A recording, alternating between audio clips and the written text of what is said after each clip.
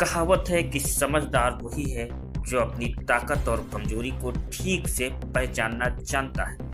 यही सिद्धांत अंतर्राष्ट्रीय कूटनीति में भी लागू होता है। बड़े देशों की विदेश नीति भी इस पर ही आधारित होती है, फिर चाहे वो अमेरिका हो या चीन हो या फिर भारत।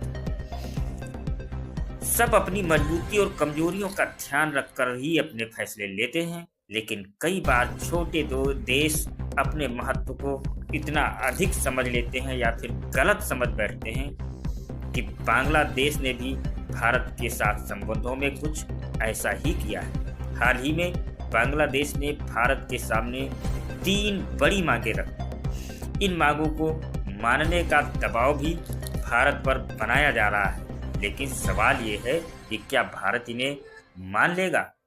चलिए जानते हैं कि बांग्लादेश की मांगों को, और सबसे पहली मांग क्या है वो भी समझते हैं। दरअसल सबसे पहली मांग है कि शेख हसीना पर रोक लगाई जाए। जी हाँ, बांग्लादेश की अंतरिम सरकार ने भारत से कहा है कि शेख हसीना भारत में रहकर जो बयान दे रही हैं उन्हें रोका जाए। उनका कहना है कि जैसे अफगानिस्तान के पूर्व राष्ट्रपति अशरफ गनी को दुनिया से अलग थलग रखा गया है, वैसे ही भारत को भी चाहिए कि शेख हसीना पर बयान देने से रोक लगाए।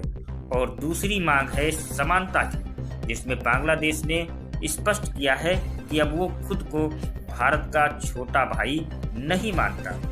दोनों देशों के बीच रिश्ते समानता के आधार पर होंगे, न गिव एंड टेक से कम और न ही दबाव में लिए गए फैसले से ज्यादा। और तीसरी बांग्लादेश की जो मांग है वह है माइनॉरिटी के मुद्दे पर भारत चुप रहे। बांग्लादेश ने भारत पर आरोप लगाए हैं कि वो हिंदू माइनॉरिटी के मुद्दे को इंटरनेशनल स्तर पर उठाकर बांग्लादेश को बदनाम कर रहा है, और नई सरकार चाहती है कि भारत इस मुद्दे पर बिल्कुल चुप रहे और दोनों देश एक दूसरे के अल्पसंख्यकों के मुद्दे पर टिप्पणी बिल्कुल ना करें।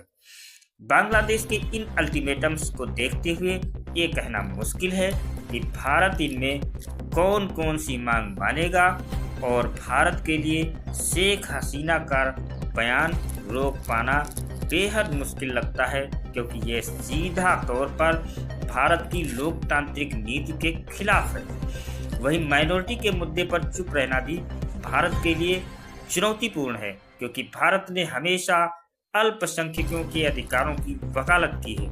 बांग्लादेश की ये मांगें उसके आर्थिक और राजनीतिक हालातों को देखते हुए कमजोर स्थिति में आई हैं। मालदीव और श्रीलंका जैसे देश की तरफ बांग्लादेश भी चीन के कर्ज के जाल में फंसता नजर आ रहा है। भारत इस स्थिति का फायदा उठाकर कूटनीतिक बढ़त हासिल कर सकता है। खैर, बांग्लादेश का गेम अब पूरी तरह से भारत के हाथों में है। उसकी मांगें ये साबित करती हैं कि भारत के साथ संबंध सुधारने के लिए बांग्लादेश तैयार है, लेकिन अब भारत को ये तय करना है कि वो किस हद तक बांग्लादेश की इन शर्तों को मानने के लिए तैयार होगा।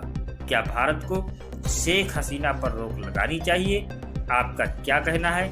हाँ या ना में कमेंट करके हमें जरूर बताएं।